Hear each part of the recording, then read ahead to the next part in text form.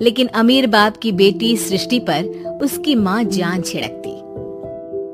मेरी बेटी कितनी प्यारी है, भगवान सबको सृष्टि जैसी बेटी दे। सृष्टि धीरे धीरे बड़ी होती है। एक दिन सृष्टि की सहेली कहती है, तू दिखने में कितनी अजीब सी है, लेकिन मैं जानती हूँ हम सब में सबसे अच्छी शादी तो तेरी ही होगी। तेरे पापा अमीर जो हैं। और बता नहीं सकते यार, दहेज तो हर कोई देता है, ये क्या ज्यादा ले जाएगी अपने पति के लिए? अरे बड़े शहर में कोठी है इसके पापा की। अरे पापा की है ना, कौन सी इसकी है? इसकी होती तब तो कोई भी लड़का इससे शादी कर लेता। अरे पापा की मतलब पापा की है तो मेरी ही है ना? किसने कहा? अब तेरी तो तब होगी ना जब तेरा भाई ना हो। वैसे भी शादी के बाद सारी प्रॉपर्टी भाई के नाम होती है। सृष्टि समझ जाती है कि उसे किसी भी हालत में माँ बाप की सारी प्रॉपर्टी को अपने नाम करना है, लेकिन कैसे? एक दिन सृष्टि का भाई शीनू कहता है, बहन क्या कर रही है? तुझसे एक बात करनी है। अरे हाँ हाँ करना, मैं तो तेरी बहन हूँ। बहन मेरी लाइफ में ना एक लड़की है, बहुत अच्छी है। मैं सोच रहा हूँ माँ और पापा से बात करूँ शादी के लिए। सृष्टि को समझ में आ जाता है कि भाई की शादी होते ही भाभी उसे एक दिन भी घर में बर्दाश्त नहीं करेगी। क्या बात है भाई, बताना कौन है वो? यार वो बहुत अच्छी लड़की है, पढ़ी लिखी है, मेरे साथ जॉब भी करती है। बस एक प्रॉब्लम है। प्रॉब्लम?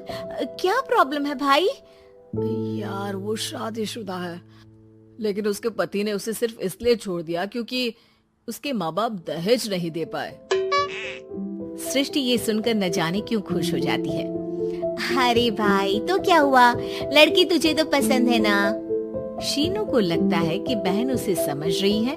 वो इस बात से अनजान होता है कि उसकी बहन की मंशा पूरा घर हड़पने की है। सृष्टि अपनी माँ से कहती है, मम्मी मुझे तो बहुत चिंता है, पता है शीनू क्या कर रहा है? अरे क्या कर रहा है? वो तो काम पर जाता है और वापस घर आता है। नहीं ना माँ, वो यही तो नहीं कर रहा, बाकी सब कर रहा है। आपको पता है उससे प्यार है, और वो भी एक शादीशुदा लड़की से। ये क्या हो गया? मैं सोसाइटी में क्या मुंह दिखाऊंगी? अरे तेरे पापा तो यही कहेंगे कि मैंने ही उसे बिगाड़ दिया है। माँ देखो, मेरी बात मानो, पापा पर भी विश्वास करने की जरूरत नहीं है। अब आप ही बताओ, पापा इतनी देर घर के बाहर रहते हैं क्यों? बोलो। अरे बेटा वो तो नौकरी करते हैं ना। तू बहुत भोली है माँ, पापा का ऑफिस तो 7 बजे खत्म हो जाता है, लेकिन देखो कितनी देर से आते हैं। अरे नहीं नहीं बेटा, ऐसी कोई बात नहीं है। सृष्टि माँ को एक औरत से बात करते पिता की फोटो दिखाती है। देखो माँ कैसे हैं पापा, मैं ना कहती थी कि पापा सही नहीं है। मैं तेरे पापा से बात करूंगी, दे फोटो मुझे। ओ माँ, वो तो डिलीट हो गई। लेकिन चल, तूने तो देख लिया ना, पापा से बाद में बात कर लेना, और हाँ मेरा नाम बिल्कुल मत लेना। हाँ माँ। अब क्या था, सृष्टि के माँ और पिता के बीच झगड़ा होना शुरू हो जाता है। सृष्टि के मन में क्या चल रहा था कोई नहीं जानता था। एक दिन, माँ सृष्टि के लिए एक लड़का देखा है, वो लोग शाम को उसे देखने आने वाले हैं। और हाँ माँ, एक खुशखबरी, मैं और पापा मिलकर एक नया बिजनेस ट्राई कर रहे हैं। शाम को लड़का आता है, सांवले रंग का। सृष्टि को तो बिल्कुल भी पसंद नहीं आता।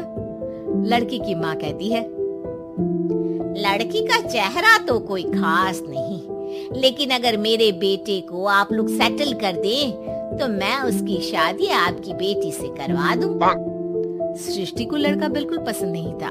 उसे भाई पर गुस्सा आ जाता है। लड़के वालों के जाने के बाद कहती है, माँ देखा शीनू मेरे लिए कैसा लड़का लेकर आया, न दिखाने लायक न सुनने लायक, सेटल भी नहीं, वो भी हम करे। अरे माँ मैं जानती हूँ ये मेरी शादी किसी भी घर में क्यों करवाना चाहता है। अरे कैसी बात कर रही है बहन, तूने तो देखा ना, लड़के को मैंने ही मना कर दिया तुझसे शादी के लिए। जिसने लड़का बताया था उसने उसकी बहुत तारीफ की थी। बात आई गई हो जाती है, लेकिन सृष्टि का मन शांत नहीं होता। क्या करूं, कुछ समझ में नहीं आ रहा। मेरी शादी हो गई तो ये लोग पूरी प्रॉपर्टी शीनू के नाम कर देंगे, मेरे हाथ तो कुछ लगेगा ही नहीं। तभी सृष्टि को आइडिया आता है। वो किसी वकील को फोन करती है। जी देखिए, अगर आपके मम्मी पापा का तलाक हो जाता है तो आपके पिता की आधी प्रॉपर्टी आपकी माँ के नाम हो जाएगी, फिर उसे वो किसी को भी दे सकती है। सृष्टि अब माँ को बेटे के खिलाफ भरती है। माँ, शीनू पर नजर रखा करो, वो जिस लड़की के प्यार में है ना वो शादीशुदा है। यहाँ आएगी, सारा पैसा, रुपया, जमीन, जायदाद सब हड़प लेगी। पापा का भी हाल तुमसे छुपा नहीं है। ऐसा ना हो कि मैं और आप एक दिन सड़क पर भीख मांगे। हे भगवान, मैं तो जीते जी मर जाऊंगी अगर ऐसा हो गया तो। ऐसा हो गया नहीं माँ, ऐसा ही होगा। अभी समय है, आगे का सोच लो। मैं तो कहती हूँ पापा से आधी प्रॉपर्टी लेकर अलग हो जाओ। पापा की आधी प्रॉपर्टी भी हम लोगों को अगर मिल जाती है ना तो अगले 7 जन्म सफल समझो। बेचारी माँ बेटी के कहने पर पति से तलाक लेकर अलग हो जाती है। सृष्टि अब पैसों से गाड़ी और अपने दूसरे महंगे शौक पूरे करने लगी। उसके दोस्त भी उसके पैसे इस्तेमाल करते। सृष्टि, कल तुम कहाँ थी? मैं सारा दिन घर पर अकेली थी। तो मैं क्या करूं? मैंने ठेका तो नहीं लिया है ना तुम्हें संभालने का। माँ को सृष्टि से ये उम्मीद नहीं थी। वो बैठकर रोने लगती है। वहीं उसका पति यानी कि सृष्टि के पिता आ जाते हैं। मैं जानता था कि तुम्हारा यही हाल होगा, तो आपने मुझे रोका क्यों नहीं? मैं रोकता तो तुम रुकती क्या? सृष्टि के कहने पर तुमने मुझ पर अपने बेटे पर शक किया, लेकिन तुम ये भूल गई कि कैसे हम दोनों ने मिलकर जीवन में इतना सब खड़ा किया। माँ पति के गले लग जाती है। मुझे माफ कर दीजिए, मैंने आपकी कमाई का एक बड़ा हिस्सा गवा दिया। कोई बात नहीं, तुम साथ हो तो मैं ऐसी 7 प्रॉपर्टी खड़ी कर दूंगा। तभी वहाँ सृष्टि आ जाती है रोते हुए। माँ, मयंक ने मुझे छोड़ दिया। वो बोल रहा था जब तक मेरे पास पैसे थे तब तक ही वो मेरे साथ था। पापा, माँ, मुझे माफ कर दीजिए।